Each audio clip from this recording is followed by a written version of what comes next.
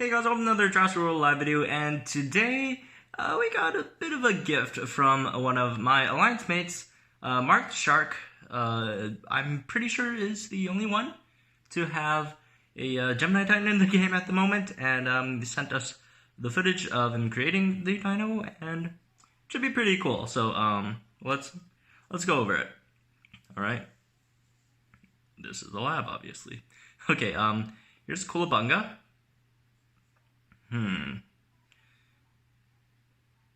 Oh, that's a lucky 50. I remember when he sent me, or before he sent me the video, he needed like, what, 20 more? So, well, that's 100% enough to create the Gemini-Titan for him. Or, yeah, exactly 20 more. And, of course, you get a 10. But, thankfully, he does have another fuse on Koolabourgiana. And another 10. But hey, you got it, so, you know, that's not bad. Alright, here comes the first Gemini-Titan in the whole game. That should be interesting, minus the bots. Do bots even have uniques anymore? I'm pretty sure they do. Oh, it looks weird. I mean, the colors are interesting. I like its design overall, but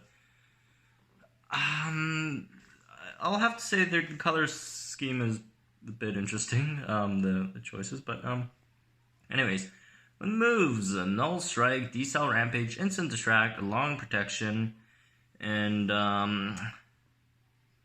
yeah, we'll see its stats as soon as we get into the arena, although I have it on saved on my computer.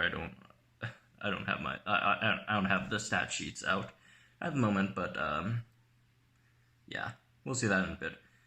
So it's a sauropod. It's you know, standard sauropod moves. Decel rampage is actually a really strong move. Obviously you slow your opponent, and with 108 speed, you probably would need to slow a lot of opponents to gain advantage there. And obviously, it's a classic slow and shield dino. Except this one doesn't have armor, but it has a lot of HP. So its kit is very similar to that of Stegods, which, you know, what it tries to do is goes for that slow and then shield, so it doesn't take as much damage. But this thing, again, doesn't have armor, but has a lot of HP. It has the highest HP in the game at 6,360, as you can see over there. Wow, the profile pic looks like it has way more brighter colors than it does in the lab, or, you know, when it comes out. Especially the lower side of its neck. Oh, there's a new the Gripolith. Well, the dino isn't new, but, you know, the kid is new.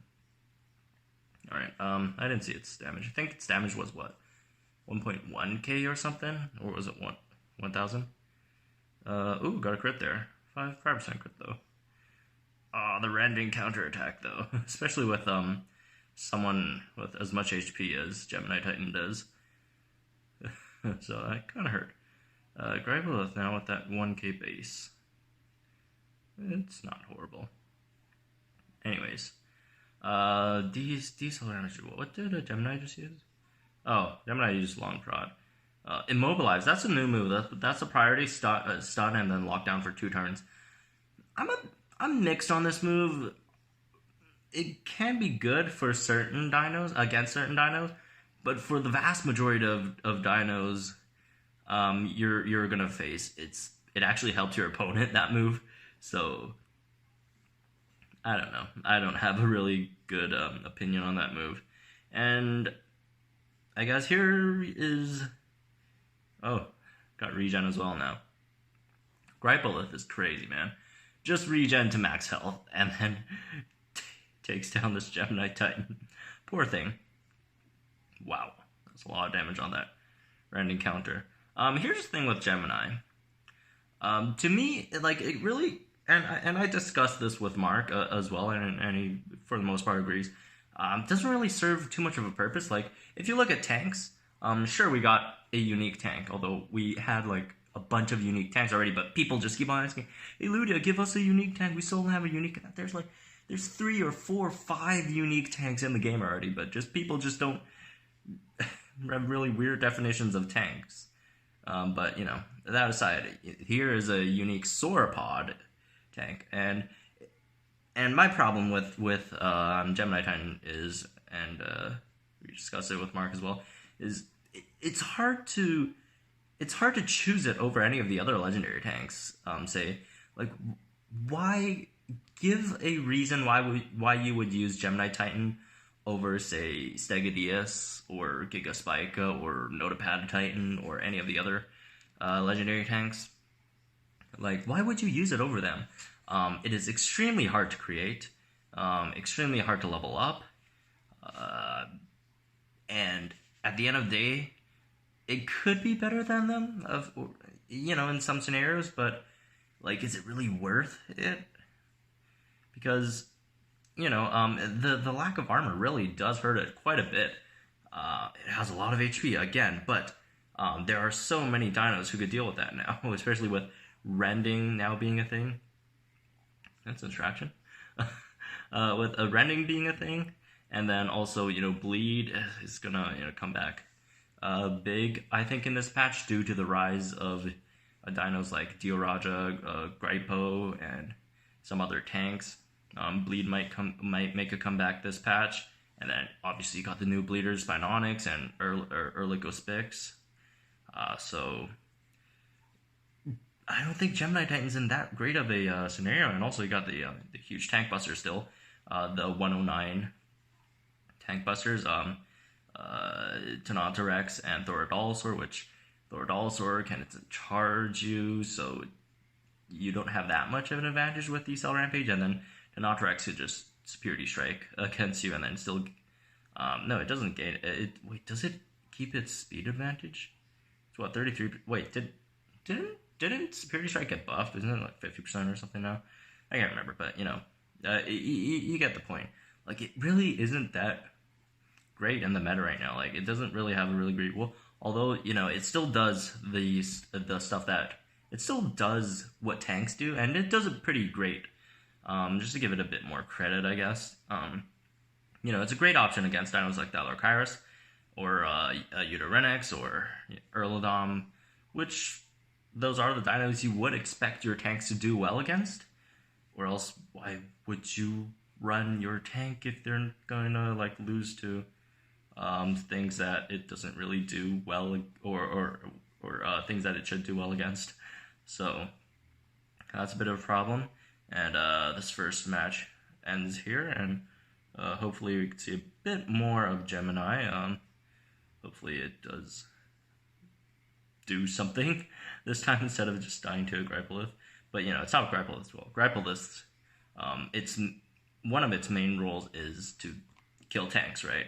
With its move kit, as well as, oh look, Erlicospix, it's just going to bleed your Gemini-Titan now, which is unfortunate. Ouch, 1.5k. Watch the bleed damage, that's going to be pretty crazy. And, here's the thing with Erlicospix, and I guess with wounders in general. Like, sure, you're gonna get killed by most tanks, but like, or you have to, you're forced to swap. But tanks are very, for the most part, most tanks are very, very slow. So after 2 turns of lethal wound, they get left with just not too much HP, so it's really, really easy to have your opponent set up a revenge killer against it. And that's one of the reasons why Erlicospix is so strong among with other lethal wounders, especially in this patch with, again, Trico still being a threat, Thorodolosaur, Tenontorex, both of them are still super, super strong. And now Dioraja, Gripelith are really, really strong. And these really slow dinos that are susceptible to bleed to an extent. So even if they do, even if they do kill your bleeder, your lineup, your whole match isn't like over. Like, okay, they kill your bleeder, but then you get to set up a dino on them. You could set up a Dylorkyrus on them. You could set up a Erlicospix on them. You could set up a Triostronix, set up a Megalosukis. Megalosukis now, if you get that thing set up, it's pretty crazy. So That's also something you want to keep in mind when playing in this meta. But yeah, that's basically all my thoughts on what was it called again? Geminititan. I feel like its looks for the most part. I like the model. I'm not 100% sure what I feel about the colors though. I don't know. I'm not an artist, so I just like things that visually please me. But most of these hybrids this patch have been fine. Haven't really had too much problem with any of them. Although Erlicospix did kind of disappoint me a bit, just because we had like so many Erlico model uniques, and I was hoping for a Spino model one, but fortunately that's not the case. Since usually these uniques they usually take the body of the non-legendary hybrid component. So Udorenex, it doesn't take Udosinos, it takes Dracorexes. What else is a good example? Trico, it takes Rexes. Dilocyrus, it takes Dinochirus's. Not Spinonyx. Erlicospix, it takes Erlich Gen 2s, and that's why it's like that. And Geminititan as well, it takes Diplodocuses. And the reason why Geminititan, and probably Mark is the only one to have it at the moment, is because of how hard it is to obtain Diplodocus DNA, as well as Aramber DNA to a lesser extent, since you could still like grind those in the arena, although it's really, really hard. But I think Mark won one of the tournaments, or at least had a really good showing in one of the tournaments that gave Diplodocus DNA, and that's probably why he has so much Diplo DNA. And also, the Alliance won or was at least top 3 in the Alliance Rush, which gave the winners of each Alliance Rush, or not each Alliance Rush, winners, or the top 3 of the Alliance Rush winning alliances, each member 900 Diplodocus DNA, which a side story, after our alliance won that, I forgot to pick it up, and it only they only keep it in your inbox for like 3 days, and then I forgot to take it, and then it just expired, and I had to ask Ludia to send it over again. So that was unfortunate, and that's part of the reasons why I don't have Geminititan. So anyways, that's gonna be it for this one. Hope you guys enjoyed it. Again, thanks to my alliance mate Marktheshark for sending me the footage of his big, beautiful Geminititan, and it could use some improvements. Not in the best spot at the moment. But it's by no means a bad dino. It still beats a lot of the really, really strong dinos in the meta. But at the moment, even Marktheshark probably can't level this thing up too much. Pretty limited on resources. One of the most hardest dinos to create and level up in the game. So, hopefully there are more ways to obtain more Diplo DNA and Aramber DNA in the future, so we could all get to make these dinos, and it won't be that expensive for everyone. But that's going to be it for this one. Hope you guys enjoyed it. Do join our Discord if you want to talk about Jurassic World Alive and stuff. It's in the description box below. Subscribe to the channel if you guys are new for more Jurassic World Alive content. And yeah, I'll see you guys in the next one.